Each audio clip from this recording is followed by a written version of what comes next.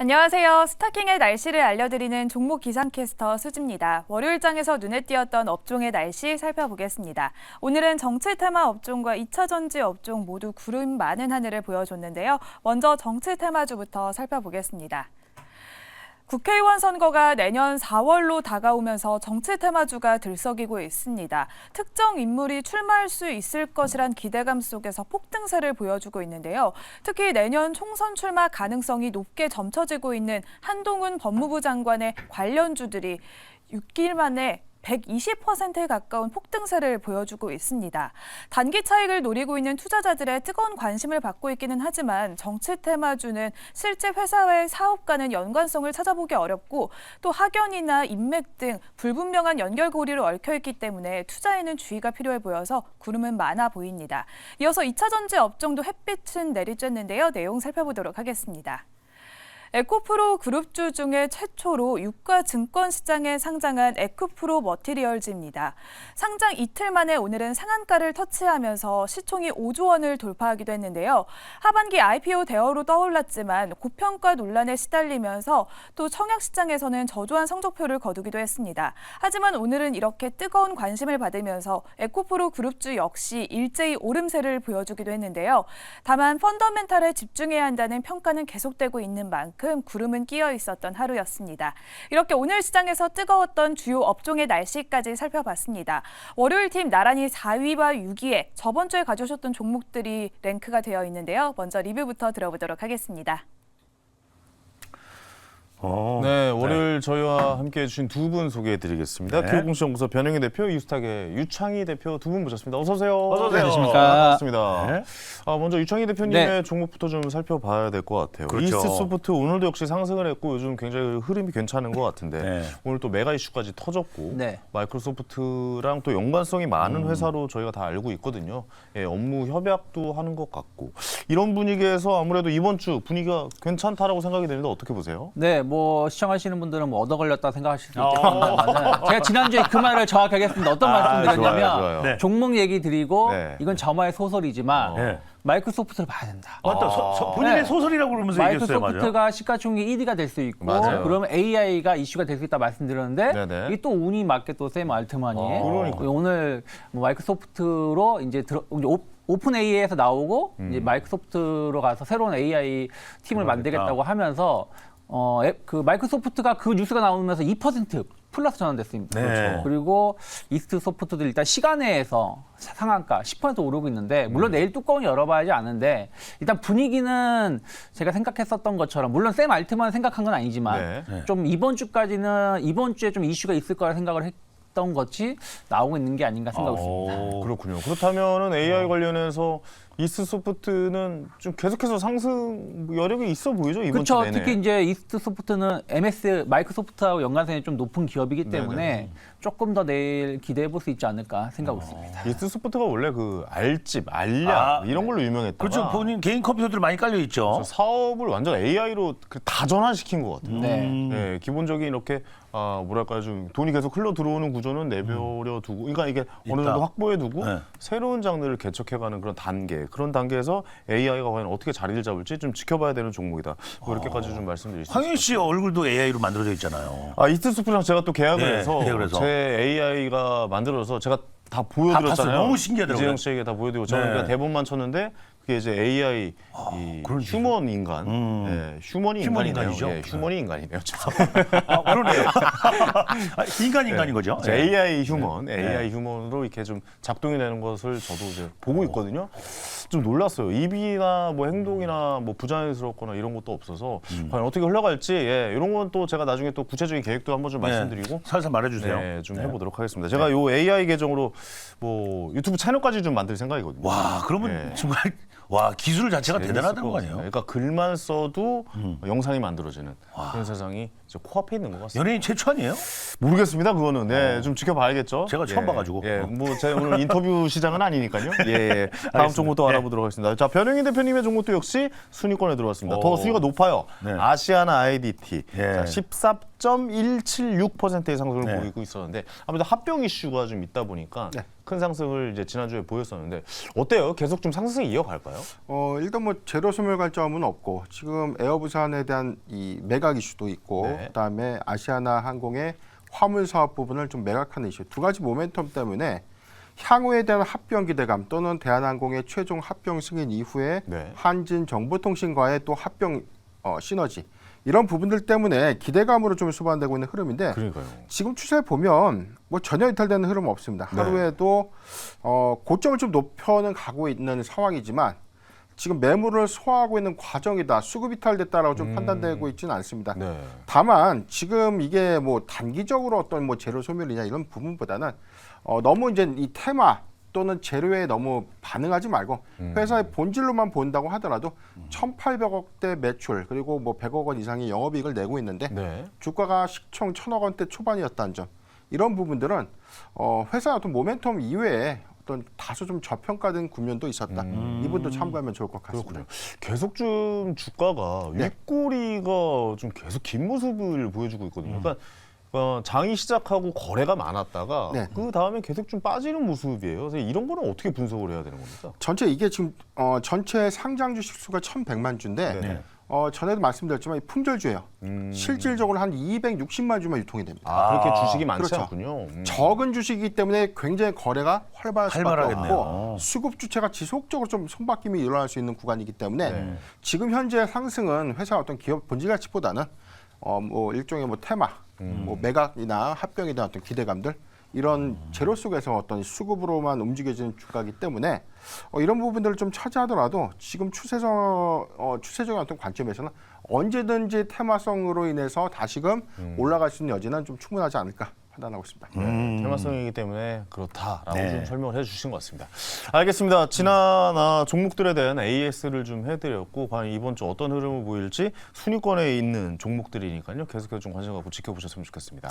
자, 이제 오늘의 종목 알아봐야겠죠? 자, 이분께 여쭤보도록 하겠습니다. 네. 종목 기상캐스터 수지 씨. 컴온. 네, 월요일 팀의 오늘 종목 살펴보겠습니다. 변영인 대표님은 선익시스템 가져와 주셨고요. 오늘 7%에 가까운 상승세를 보여줬습니다. 유창희 대표님은 인텍플러스 가져와 주셨고요. 오늘은 0.14% 소폭 상승하면서 마감했습니다. 먼저 변영인 대표님의 선익시스템부터 살펴보겠습니다. OLED 증착기 관련주인 선익시스템에 증권가의 긍정적인 전망이 나왔습니다. OLED 증착기 관련주로 알려져 있는 선익시스템은 올 3분기 영업이익이 흑자 전환에 성공을 했는데요. OLED 투자가 계속되면서 내년에도 실적 성장을 기대를 하고 있습니다. 특히나 국내 최초로 6세대 OLED 증착기를 개발한 선익시스템은 중국에서 많은 매출이 나오고 있는 상황인데요. 중국향 마이크로 OLED 증착 장비 납품이 예정되어 있고 중국에서는 투자를 검토하고 있는 기업들이 더 많은 만큼 앞으로도 선익시스템의 수주가 더욱더 많아질 수 있다는 기대가 남아 있습니다. 오늘장에서도 뜨거웠던 선익시스템인데요. 앞으로 추가 상승 얼마나 가능할까요? 변영인 대표님께 자세히 들어보도록 하겠습니다.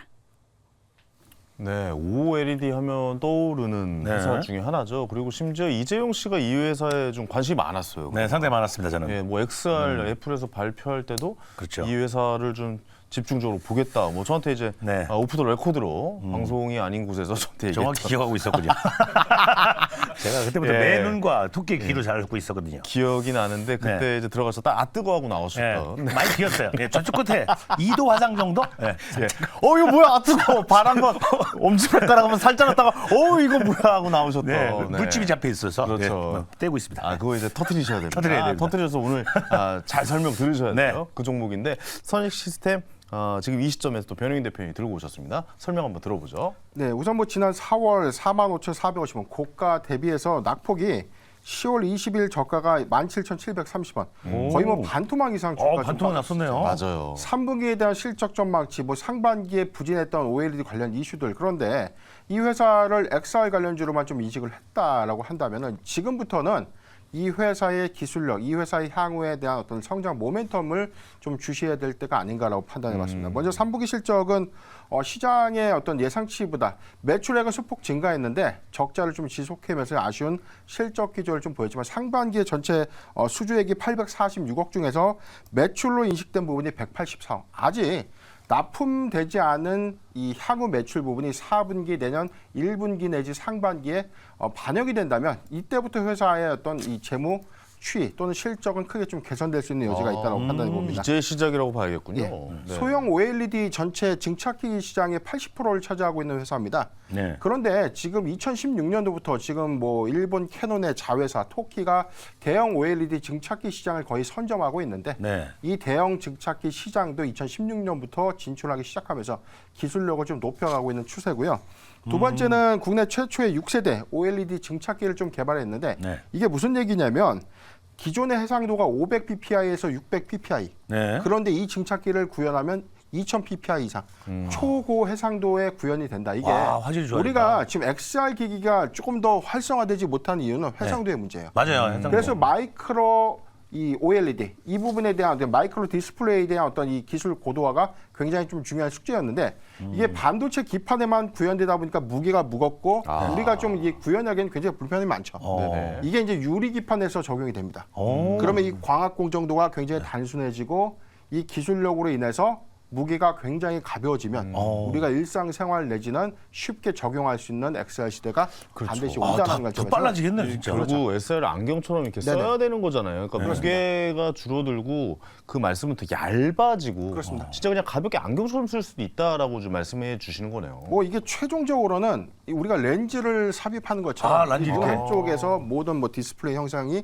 구현되는 뭐 공상과학 영화에서 영화네요, 나왔던 영화. 그런 네. 그런 기술력까지. 시대도 이제 머지않았다고 저는 오. 보고 있습니다. 그렇기 때문에 이 회사 기술력을 좀 주목해보자. 두 번째는 지금 삼성전자가 사실 이 마이크로 디스플레이 사업지평 관련된 오늘 이슈가 좀 부각되면서 네. 네. OLED 관련주들이 굉장히 좀 오늘 좋은 흐름을 좀 보여줬는데 이 회사는 삼성전자, 삼성 디스플레이양의 매출 비중이 굉장히 좀 컸지만 이제부터는 LG 디스플레이양 이 아이패드 여기에 들어가는 8세대 OLED 마이크로 OLED용 이 증착기가 공급 승인이 됐어요. 그렇기 때문에 LG 디스플레이를 새로운 고객사로 좀 확보하게 됐다. LG 디스플레이까지. 내년도에 아이패드 OLED 탑재된 애플량 비중이 커질 수 있다라고 판단해 봅니다. 사업이 이렇게 좋아지고 있다는 거네요. 그러네요. 지난번에 이재용 씨가 뜨거워 나오셨을 때가 네, 이도화상 입었을 때. 정확하게 반타작 났을 그때였어요. 때. 딱 그때 제가 확실히 정확하게 그때 들어가셨어요. 기억을 잘하고 있네. 너무 재밌어서 기억하고 있었어요. 지금 기억력이 좋아요. 똑똑해. 근데 그랬는데 그때는 이제 XR 이슈를 많이 좀 다뤘었는데 맞아요, 그때. 지금 말씀을 들어보니까 XR 말고도 다른 곳에 이제 패널이 들어가는 OLED가 쓰이는 곳, 뭐 이게 굉장히 좀 얇아지면서 기술력 자체가. 기술력 자체가 이제 삼성전자에도 납품이 되고 아이패드에도 납품이 될 수 있는 그런 상황과 이게 연결이 되면서 굉장히 좀 수익률이 괜찮게 나오고 있는 그런 상황입니다. 자, 이 종목을 또 유창희 대표님은 어떻게 보고 계신지 대표적인 우리 또 스타킹 엑스맨이죠, 엑스맨. 네. 딱 손꼽을 수 있어요. 그렇습니다. 우리 또 정 이사님이랑 두 분이 거의 뭐 엑스맨이실 텐데 어떻게 좀 결정을 하실지 궁금합니다. 궁금하네요. 갈 것 같습니까? 아닌 것 같습니까? 자, 하나, 둘, 셋. 오 나오네요. 우리 엑스맨이 5를 들었어요. 오, LED를 좋게 보시나 봐요. 뭐 사실은 제 거는 많이 못 갔지만 제 첫 번째 가져온 종목도 OLED 관련된 맞아요. 종목이었었어요. 네네. 근데 제가 여기서 X를 치면은 안 되죠. 그렇죠. 많이 업해가 있는 거죠. 앞뒤가 안 맞는 게 되고. 네네. 근데 저는 OLED 쪽은 계속해서 주목해야 된다는 생각을 좀 하고 오. 있어요. 특히 앞에서 말씀하신 것처럼 이제는 소형 OLED, 중소형 OLED 패널. 왜냐하면 이제 애플이 지금 나오는 제품들, 그러니까 올 하반기 내년부터 나오는 제품들이 다 OLED 적용이 되거든요. 특히 태블릿 PC 관련해가지고 그렇죠. 그런 부분들에다가 차량용 전장이 다 OLED로 바뀌는 그렇죠. 부분들이 디스플레이가 다 바뀌기 그러네요. 때문에 OLED 관련해서는 계속 봐야 되는데 특히 증착기 이게 상당히 중요합니다. 그래서 이런 부분들 본다라면 선익스템 연말 충분히 추가적인 상승 기대해 볼 수 있지 않을까 생각하고 있습니다.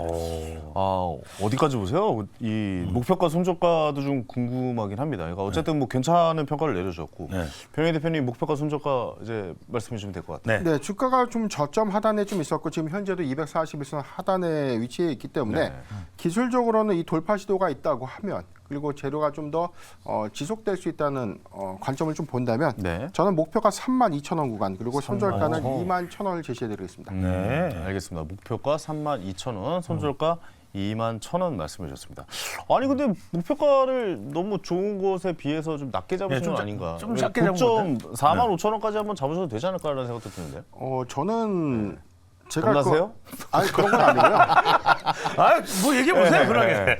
일단은 뭐 이 수익률 게임을 떠나서 네. 이 종목을 보고 이제 이 매수하시는 분들이 네. 목표가에는 충분히 좀 도달될 수 있게 하는 거. 아. 이게 제 목표였는데 아시아나 IDT도 목표가 이미 도달했고. 네, 그렇죠. 자 그렇기 때문에 일단 뭐 단순하게 저를 위한 어떤 수익률 게임보다는 그래도 시청자분들이 충분히 좀 수익을 볼 수 있는 그런 어떤 현실적인 어떤 야. 넓은 마음. 예, 전략 제시가 좀 유효하다. 네, 권 대표님, 야 방송 많이 들었네요. 방금 멘트가 너무 좋았어요. 되게 깔끔했어요. 저를 위한 난 수익권에 안 들어가도 되고 우리 또 시청자분들 시청자분들 위해서. 수익을 위해서 알려드리는 거다.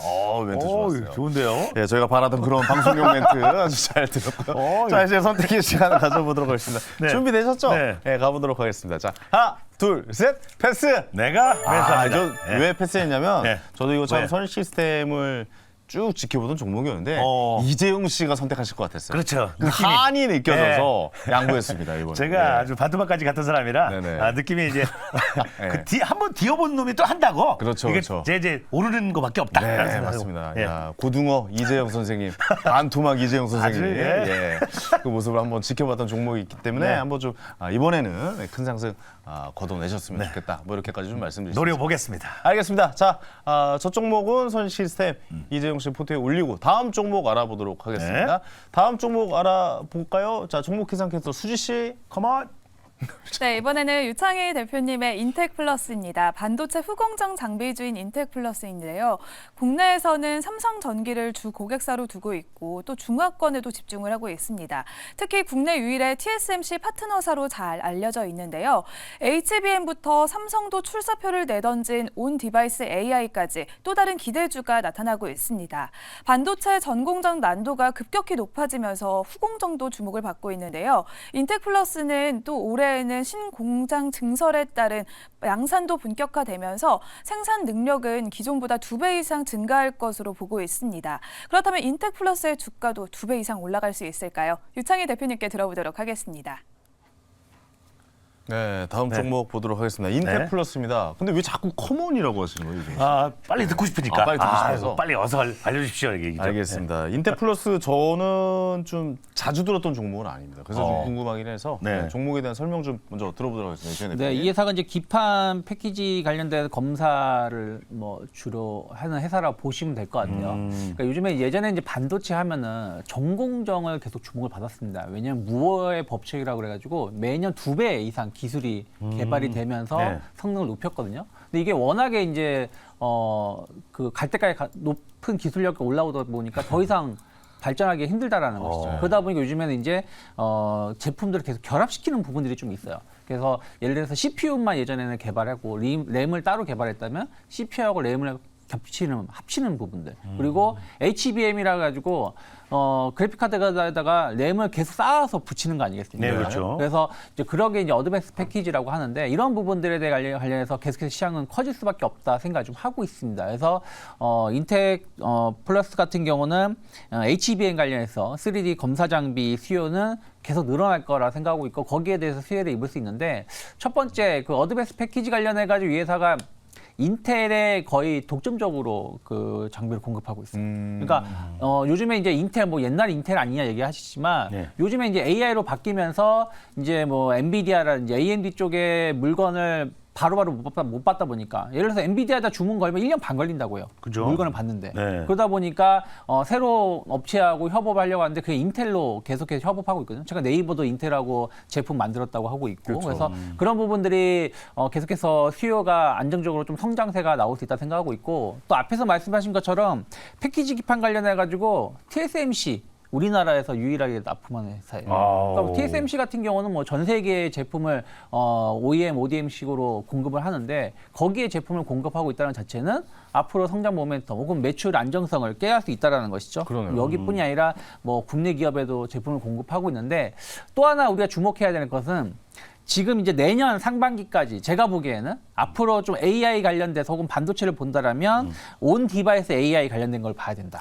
여기도 이제 AI를 말씀드리는데 네. 지금 AI 시장은 오픈 AI, 그러니까 네. 챗 GPT 같이 시장이 올해 1년 동안 끌고 왔습니다. 근데 네. 그 전에는 AI 하면은 우리가 애플, 시리 시리, 예, 뭐 그리고 삼성 빅스비. 네, 삼성 빅스비, 헬로우 빅스비, 네, 뭐 네, 하이 그렇죠. 빅스비. 요거는 뭐냐면 서버에 접속하는 게 아니라 그 자체 그 기기를 통해 가지고 AI를 나만의 그 비서 형식으로 가는 건데 그렇죠. 이게 이제 오픈 AI 때문에 이게 거의 이제 망하는 분위기였는데 네네. 근데 이 부분을 이제 삼성이라든지 애플은 다시 조금 키우려고 하고 있는 것 같아요. 그렇겠죠. 그래서 네. 삼성이 오픈 AI, 온 디바이스 AI를 좀 집중적으로 육성하겠다라고 최근에도 발언했었던 부분들이 좀 있기 때문에 이렇게 된다면 어떻게 되냐면 이렇게 되면 이제 IT 부품 쪽, 네. IT 기기 쪽에 반도체라든지 혹은 관련된 제품이 더 많이 들어갈 수 있다는 것이죠. 새로 나오는 그렇군요. 제품들. 그러면 인텍플렉스의 검사 장비라든지 이런 거에 대한 수요가 같이 높아질 수 있다. 그렇네요. 보시면 될 것 같아요. 그래서 지금 올해는 생성형 AI가 화두였고 내년에도 생성형 AI 가지만 또 온 디바이스 AI가 약간 틈새 시장 형식으로 만약에 커진다라면 네. 인텍플렉스의 어떤 성장 모멘텀 충분히 가져가 볼 수 있지 않을까 생각하고 있습니다. 저는 개인적으로 오픈형 AI 다음에는 AI 비서가 많이 좀 이슈가 될 것 같다는 네. 생각이 드는데 사실 애플이 지금 너무 조용해요. 그쵸. AI 쪽에서. 그래서 뭔가 좀 애플도 뭔가 AI 비서에 관해서 뭐 시리라든가 시리 뭐 뭔가 좀 삼성도 준비를 하고 있다 예, 얘기 뭔가 좀 나와야 되는 상황이 왜냐면 이러다가 시가총액 1위 역전될 수 있겠다라는 생각이 들 마수한테요. 정도라. 그러니까요. 네. 이런 거를 어떻게 대응하고 있나 그리고 이런 시장을 어떻게 좀 변해가고 있나 이런 지점도 좀 잘 체크를 해보셔야 될 것 같다라고 네. 좀 말씀드릴 수 있겠고요. 자, 변희 대표님 이 종목 어떻게 보십니까? 인텍 플러스 갈 것 같습니까? 아 지금 뭐 아닌 것 같습니까? 이거 지금 AI라고 하는데 지금 AI 자체로 가야지 너무 AI로만 달리는 거 아니야? 뭐 이런 생각으로 X 드셔도 상관없습니다. 자. 옵니까 X입니까? 자 하나, 둘, 셋. 오, 아우, 나오네요. 네. 오를 자주 들어주세요. 네. 예. 저는 뭐 예스맨인 것 같습니다. 오를 많이 들어. 엑스도 그걸 못 본 것 같아요. 네.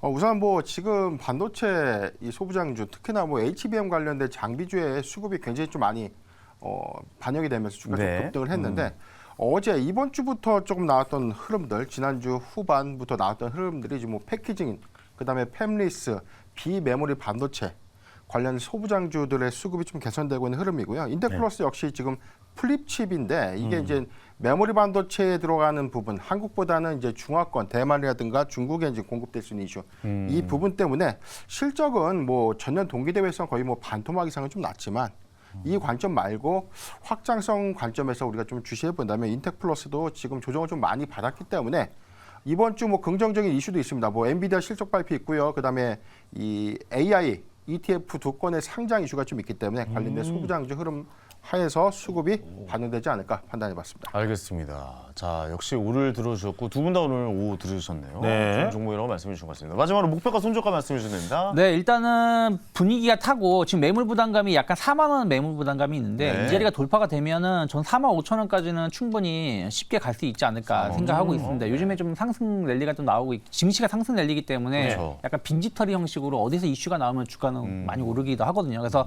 일단 전 목표가는 4만 5천 원 열어놓고 있고요. 손절가는 32,500원, 한 121선 좀 짧게 잡아 놓고 있습니다. 알겠습니다. 어허. 자, 이제 선택의 시간 갖도록 네. 하겠습니다. 준비되셨죠? 네. 가보도록 하겠습니다. 하나, 둘, 셋. 아하. 매수. 안 바꿔요? 그래서 당분간은 네. 당분간은 AI가 시장의 흐름을 좀 좌우하지 않을까 좀 생각이 좀 들기도 합니다. 그렇죠. 그래서 제 포트에 담아서 네.